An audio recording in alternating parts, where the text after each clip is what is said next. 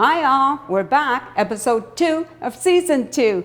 And they said it wouldn't last. Actually, nobody said that. At least, not to my face. Oh, I wonder if anybody said that behind my back. No, that's just me being paranoid. Anyway, we have 2 great guests today. Our first guest is Gay Nelson, and she works as a leader at Weight Watchers. That's where I met her when I joined to lose weight. After I lost the weight, I decided to apply for a job there as a receptionist, and I got that job. Then I wanted more. I wanted to be leader as well, so I applied for that job and I got it. Gay generously gave up one of her meetings so that I could lead it. And occasionally I got to fill in for her when she couldn't make her meeting. Now this is where I got to have a little fun, because I would greet the members and say, "Hi, I'm not gay." Now I'm thinking, I wonder, does Gay ever say, "Hi, I'm gay, but I'm not gay"? I think we need to get to know that answer. Please welcome Gay Nelson. Gay. Nancy. Oh, it's good to see you. You too. Thanks for coming to the show. Have a seat, please. Happy to. Okay, I have to ask you this question. Okay. Do you ever say, "Hi, I'm gay, but I'm not gay"? Many times. Okay. Many times. I had a friend in high school and her name was Gay, and we'd go to parties and they'd say, "Oh, here comes the 2 gays." So we would hold hands just to, yeah. Oh, good for you. Yes. I try to say my name is Gay, but. Now, obviously you work at Weight Watchers. How long have you been there? 16 years now. Oh my goodness. Yeah. What did you do before Weight Watchers, if anything? Well, I was a care aide, and then once I had kids, I ran a daycare from my home, after school kids and before school. They were usually the rejects from other daycares. What's this? It was a tough bunch, but they were good kids, so it was really interesting. So how long did you do the daycare for? A couple of years. So what made you decide to join Weight Watchers? My sister. Yeah? She had joined, and she really pushed me, and she said she would pay for it, and so I thought, okay, I'll try it. And I thought it was a fuddy-duddy thing for old people, and what's this stuff eating sensibly about? So I went there, and I couldn't believe what I could eat. I said, this isn't going to work. I'm eating way too much. But it does. It really works. So, I mean, that's why I started working for them, was because I really believe in the program and have seen it change over the years. You know, they're always, constantly changing it for the better. So it's more about health now, health and happiness. It's gone more holistic, body, soul, mind, and spirit. We're so connected, our minds and our bodies. I always say everybody knows how to lose weight, eat less and exercise more, but it's motivating yourself to do that, wanting to do it. So you really have to dig deep and find your reason, your why for wanting to do it.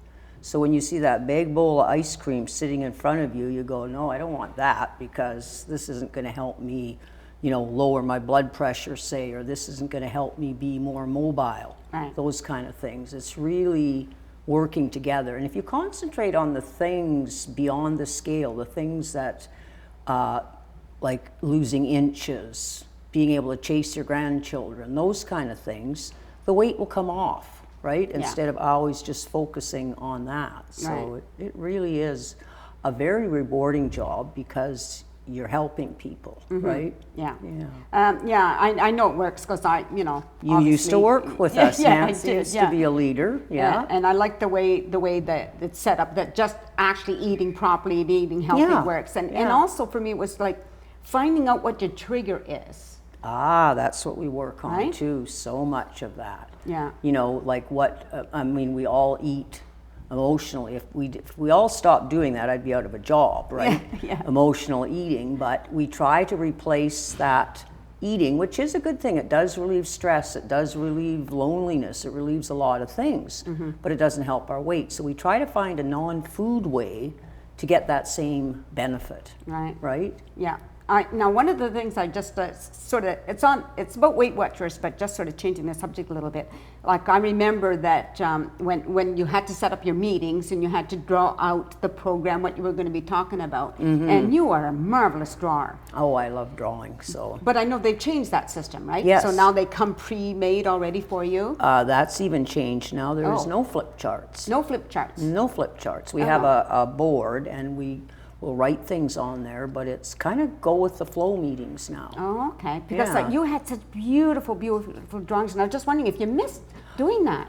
People asked me that when they came out with the flip charts, and I said, actually not, because once you start drawing like that, each time you have to make them, and I'd spend more time drawing than I did, studying my meetings. Yeah. So, so I do miss that drawing, and I try to get to it, but... Unfortunately, they changed it after I left, and my drawings were pathetic compared to yours. You so. had good stick people, though. Well, thank you. I do You did. appreciate that. Yes, Thank you. yes. Yeah, and I think also that, for you having been a leader for so long, obviously you have something to give to the members that come.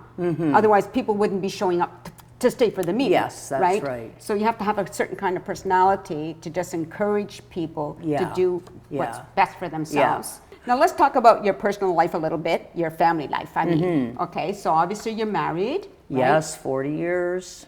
Oh, that's really, really Yes. good. I mean, I deserve a medal. No. all right. I'll make sure I can find your medal. Okay. You won't mine is made of tin? No, I don't care. Oh, okay, right. You have children?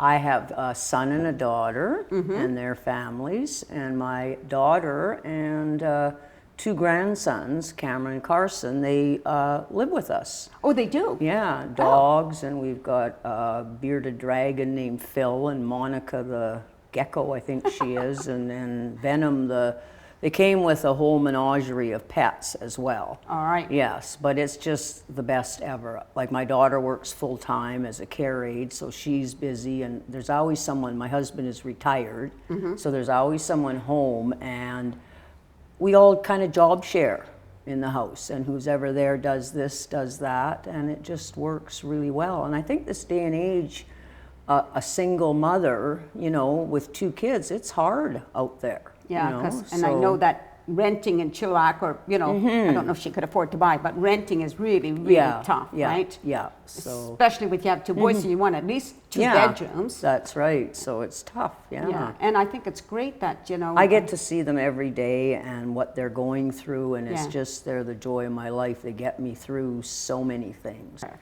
So, Gay, I know you had a scare a number of years ago. You want to tell us what that's about?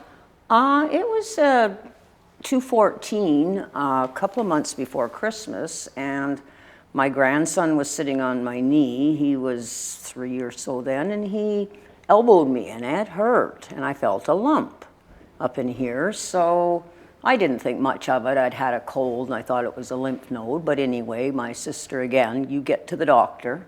My doctor didn't think it was breast cancer, but he said, I'm not taking any chances, even though I don't think it is. I'm sending you to a surgeon and ultrasounds and the whole thing, right? I go to see the surgeon, and he didn't think it was either. They all felt the lump there, and it was very, very painful, because usually it's not painful. The surgeon was quite happy that it was painful, because that's usually not a sign of cancer. Oh, I didn't know that. A lot. So anyway, he said the ultrasound would tell him whether it was an infection in the lymph node or some kind of benign cyst. Well, I wasn't expecting anything, and I went back, and it was just before Christmas, 2014, and the week before, and he showed me what it looked like. There was another lump too, but he showed me the ultrasound, and it was all gangly and compared to the other one with perfectly rounded the edges. It wasn't perfectly round, it was like this. And I'm quite direct. I said, well, is this breast cancer? And he said, not until we get the biopsy can we know for sure. And he said, I'm sorry to give you such bad news before Christmas. I guess their way of telling you. But me being the optimist, it's like, well, I've never considered it, because I always think, don't ever worry about something until it actually happens. You waste all that time worrying and the stress, and then when something does happen, you don't handle it very well.